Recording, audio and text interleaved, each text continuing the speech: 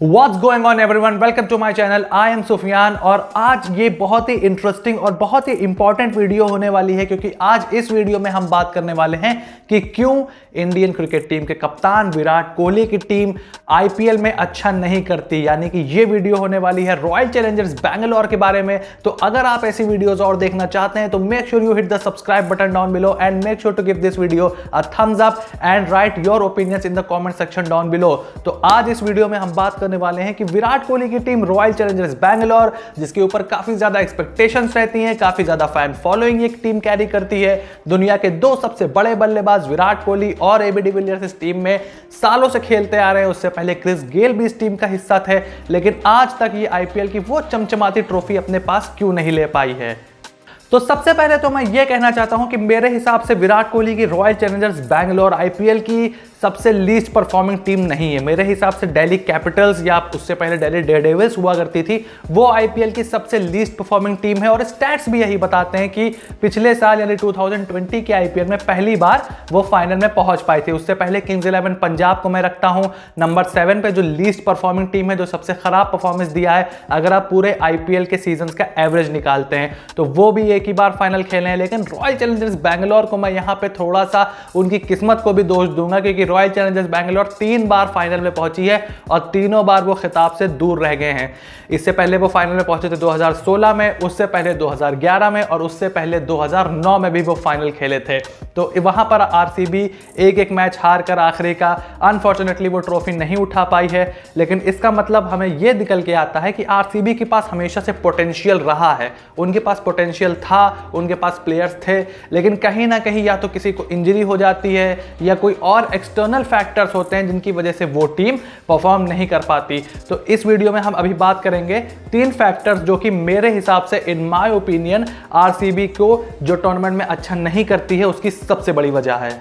Number 1 is the Virat and AB de Villiers factor. देखिए, मेरे हिसाब से रॉयल चैलेंजर्स बैंगलोर में विराट और एबी डिविलियर्स का जो फैक्टर है, मतलब दुनिया के 2 सबसे बड़े बल्लेबाज आपकी टीम में खेल रहे हैं, तो मेरे हिसाब से ये जो कॉम्बिनेशन है ये कहीं ना कहीं आरसीबी खिताब जीतने से या जो टीम का जो माहौल है, मतलब एक एसेंस जो टीम का है, जो आप क्रिकेट की लैंग्वेज में नहीं समझ पाएंगे कि यार ये फला आदमी रन क्यों नहीं बनाता, ये फला प्लेयर विकेट क्यों नहीं लेता, लेकिन वो जो एक क्रिकेट का एसेंस है, जो लोग क्रिकेट समझते हैं, जिन्होंने सालों से उसको देखा है या खेला है, वो आपको ये चीज बताएंगे। क्योंकि आरसीबी और इंडियन टीम भी आप याद करिए, जब ऑस्ट्रेलिया में थी और विराट कोहली जब वहां से वापस आ रहे थे तो कई सीनियर्स ने, काफी बड़े बड़े क्रिकेट जर्नलिस्ट ने ये चीज बोली थी कि मे बी अब टीम थोड़ा खुल करके खेले, क्योंकि कभी कभी जो विराट कोहली का पैशन है, जो एग्रेशन है, जो वो दूसरों से एक्सपेक्ट करते हैं और जो leading from the front attitude है, वो शायद कभी कभी वो काम करता नहीं है। ऐसा मेरा ओपिनियन है।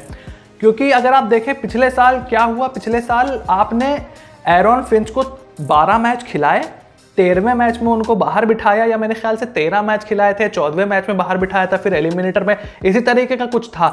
उन्होंने एक मैच में उनको बाहर बिठाया, उसके बाद उनको ले करके आए और उसके बाद विराट कोहली खुद ओपनिंग करने चले गए देवदत्त पद्दिक्कल के साथ।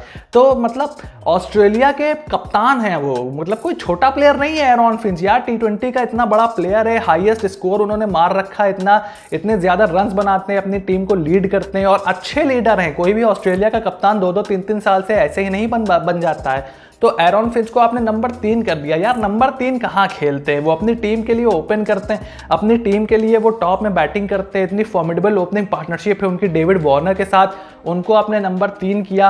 वो कॉन्फिडेंस वो जेल नहीं हो पाता है कि यार मैं करके दिखाता हूं, तू देख मैं करके दिखाता हूं। इससे थोड़ा मोराल, फास्ट बॉलर्स में अगर आप देखें, विराट कोहली को जो सबसे बड़ा क्रेडिट जाता है वो ये है कि इंडियन टीम की जो फास्ट बॉलिंग है, जो उतनी मे बी ब्लॉसम्ड नहीं थी महेंद्र सिंह धोनी के अंडर, प्लेयर्स थे वही उमेश यादव हैं, वही मोहम्मद शमी हैं, वही ईशांत शर्मा है, 10-12 साल से वो खेल रहे, 12-13 साल से, हाल ही में 100 टेस्ट मैच उनके हो गए। तो वो जो प्लेयर्स हैं उनको किस तरीके से आपने एग्रेशन को चैनल करके विराट कोहली ने एक फास्ट बॉलर बनाया, यही सेम चीज हमें देखने को मिल रही है मोहम्मद सिराज के साथ। लेकिन कहीं ना कहीं वो जो बैटिंग फैक्टर है, आप देखें शेन वॉटसन उनके अंडर परफॉर्म नहीं कर पाए, एरॉन फिंच उनके अंडर परफॉर्म नहीं कर पाए, उनके अंडर केएल राहुल की इतनी अच्छी परफॉर्मेंस नहीं हुई और जब होने लगी तो उनको छोड़ दिया, उस पर भी हम आएंगे अभी थोड़ी देर में। तो वो जो एक एक्सटर्नल फैक्टर है और प्लेयर्स को सही जगह खिलाते भी नहीं है। तो ये एक विराट और एबी डिविलियर्स का जो फैक्टर है कि आदमी अपने आप को how can I put this कि मतलब वो जो प्लेयर्स होते हैं वो थोड़े से छोटे दिखने लगते हैं उनके सामने, जो कि स्टैचर में बहुत बड़े बड़े प्लेयर होते हैं। तो मेरा मानना है कि थोड़ा सा अपना स्टैचर को वहाँ पर कम करना होगा और लोगों को थोड़ा पुश देना होगा कि मैं करके दिखाता हूँ, मैं करके दिखाता हूँ। इस तरीके से शायद उनको थोड़ा सा नीचे जाना पड़ेगा। नंबर 3 पे आप बैटिंग करिए, एंकरिंग का रोल करिए और खुद पे इतना ज़्यादा प्रेशर मत डाल लीजिए कि मैं जो है 20 ओवर खेलूंगा, तू अपने हिसाब से खेल लियो। इस तरीके से नहीं होगा। आप भी अपना गेम खेलिए, सामने वाला भी अपना गेम खेले। That I think will be a better approach and this is the reason जो मैं नंबर 1 रीज़न रखता हूँ कि आरसीबी अच्छा परफॉर्म क्यों नहीं करती। नंबर 2 इज ऑक्शन टेबल पे ये टीम गड़बड़ करती है। अब पता नहीं किस हिसाब से इनके एनालिस्ट हैं, क्या टीम डिसाइड करते हैं, कितनी रिसर्च ये साल भर करते हैं। जो इनको ऑक्शन में आना होता है उससे पहले जो साल भर का प्रोसेस होता है, कम से कम 8 महीने का तो प्रोसेस होता है। ये आईपीएल खत्म होने के बाद फेब में हमेशा ऑक्शन होता है, जैसे अभी थोड़े दिन पहले हुआ था।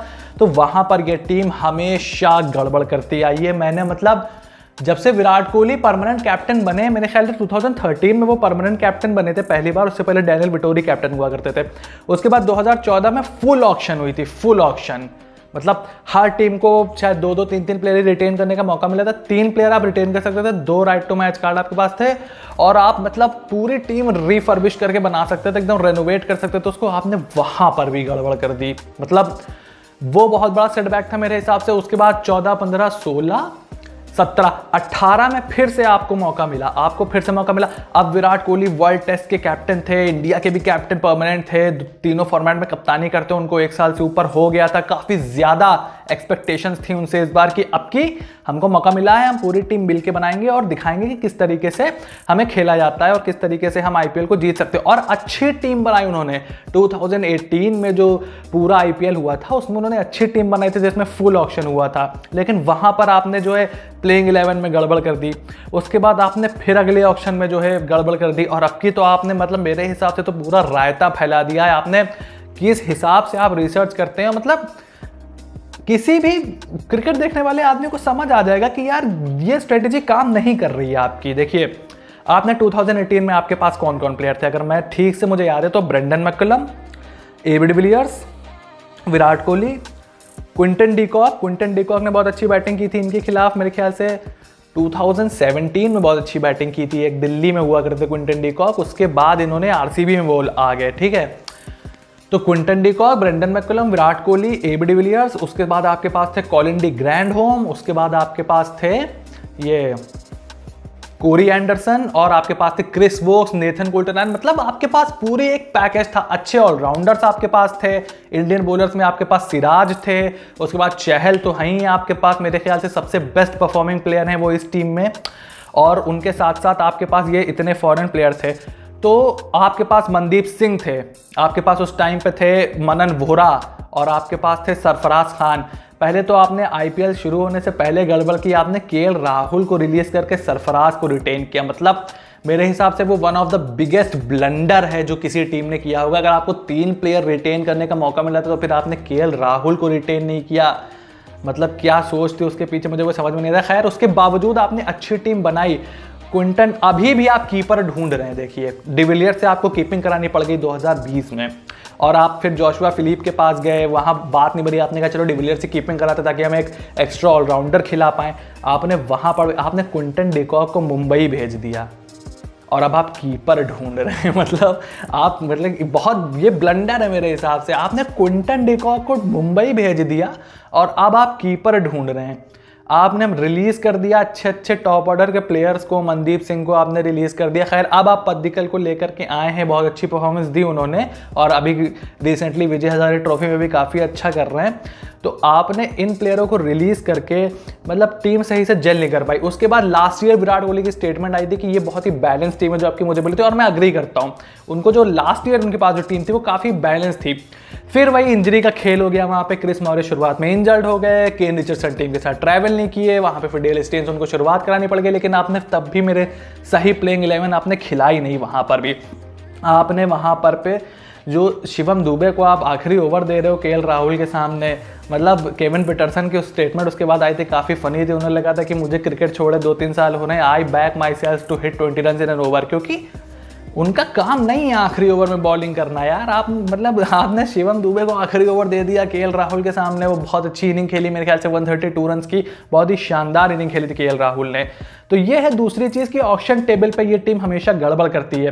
क्रिस मॉरिस को आपने खरीदा 10 करोड़ में, क्रिस मॉरिस को आपने रिलीज कर दिया, ठीक है आपने रिलीज कर दिया, आपने कहा यार ये बंदा अवेलेबल रहता नहीं, हम जानते हैं कि विराट कोहली फिटनेस को कितना ज़्यादा वहाँ पर परस्यू करते हैं, कितना ज़्यादा सीरियस है वो फिटनेस को लेकर के। तो आपने जब क्रिस मॉरिस को रिलीज कर दिया, आपने 15 करोड़ 14-15 करोड़ दे दिए काइल जेमिसन को। मतलब आईपीएल के unproven player Kyle Jameson, international T20 cricket भी उन्होंने बहुत ज़्यादा नहीं खेली है कि आपने मुंह उठा के इनको मतलब ले ही लेंगे कि भैया चाहिए ही चाहिए, बहुत बड़ा प्लेयर है। ऐसे नहीं होता। काइल जेमिसन अच्छे के धागे खोल दिए हैं आईपीएल ने। अगर आप देखें अजंता मेंडिस बहुत मिस्ट्री बॉलर बन के आए थे, वो गायब ही हो गए आईपीएल से। अब शायद श्रीलंका लेजेंड्स टीम में उनका सिलेक्शन हुआ है जो रोड सेफ्टी सीरीज़ हो रही है।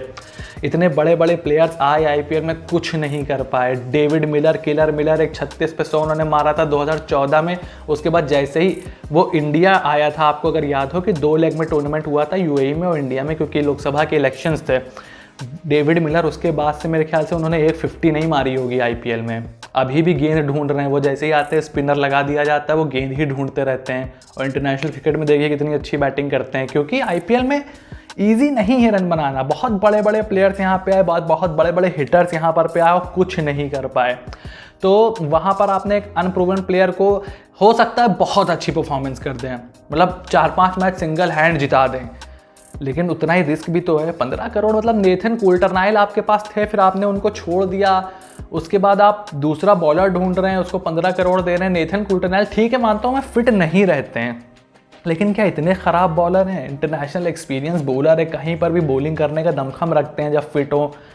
वो 5 करोड़ में बिक रहे हैं। काइल जेमिसन, झाय रिचर्डसन को पंजाब ले रही 14 करोड़ में और काइल जेमिसन 15 करोड़ में। तो ये मेरे ख्याल से मुझे समझ में नहीं आता। और दूसरी चीज़, फिर आपने ग्लेन मैक्सवेल को इतना महंगा खरीदा। अब फिर वही चीज़, अब आप कह रहे हैं मुझे प्रेशर हटाना है विराट कोहली और डिविलियर से बैटिंग में। तो फिंच क्या थे?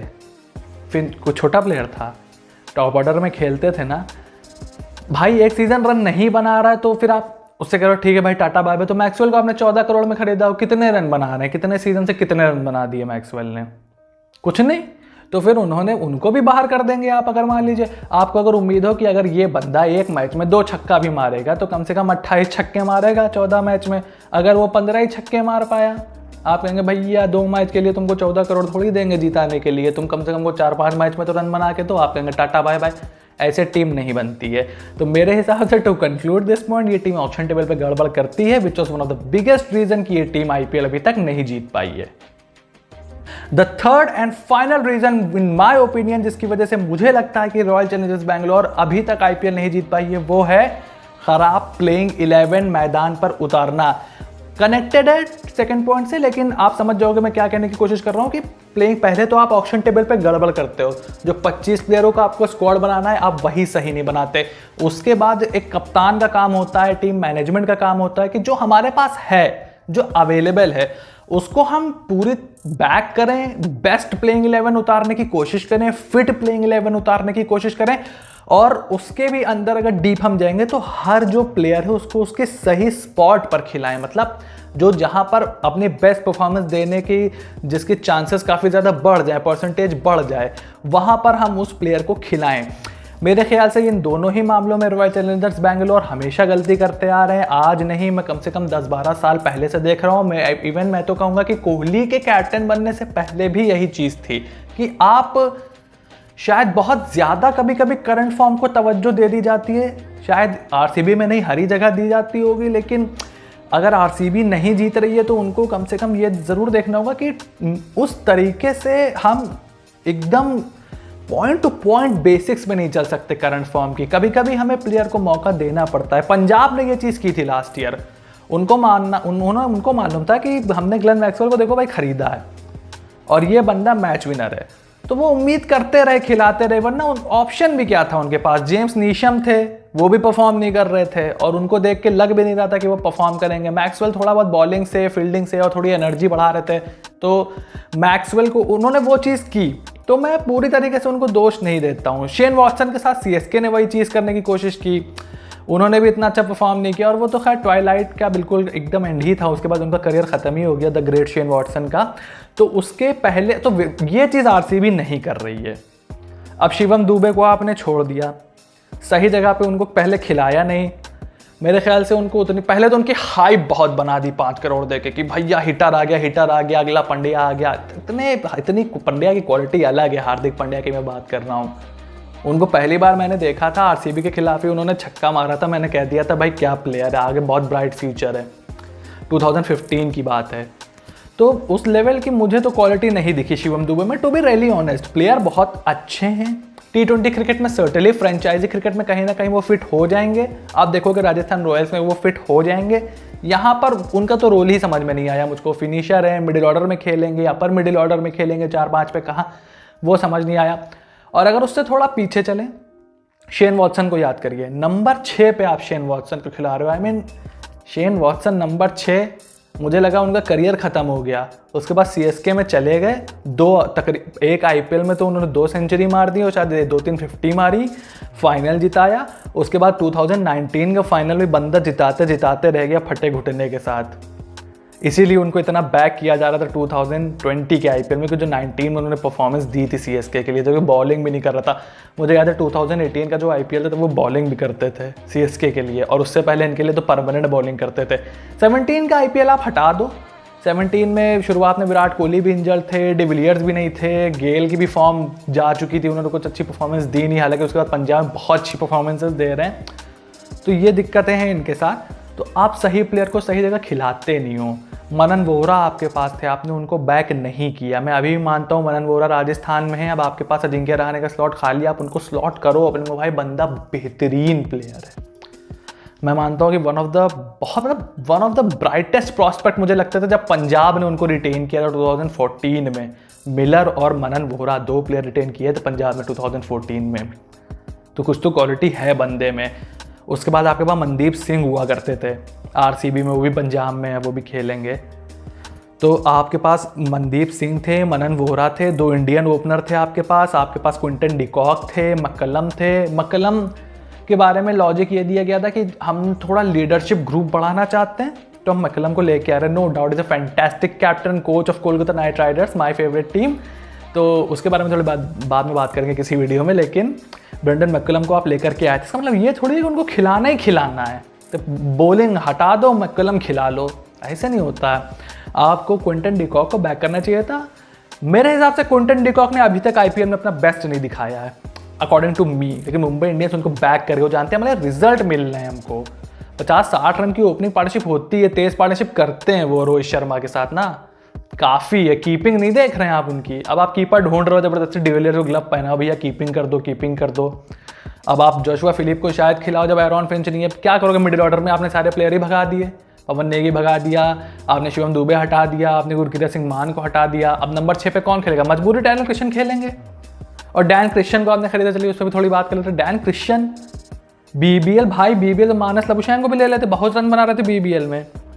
BBL है, IPL है, इस बात को आप समझिए, दोनों का कोई मेल नहीं है। BBL और IPL का मतलब कोई मेल नहीं यार, वो ड्रॉपिंग विकेट होती है, बॉलिंग की भी वो क्वालिटी नहीं होती है। मुंबई के सामने आप खेलोगे कूल्टरनैल, बुमराह, ट्रेंट बोल्ट, कौन सी ऐसी टीम है जो कूल्टरनैल, बुमराह, ट्रेंट बोल्ट खेलते हैं? अब पीयूष चावला भी आ गए उनके साथ, कौन सी ऐसी टीम है? ऐसी कोई टीम नहीं है।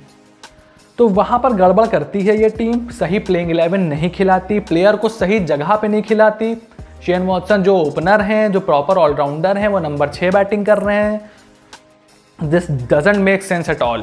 तो वहाँ पर ये टीम गड़बड़ करती है।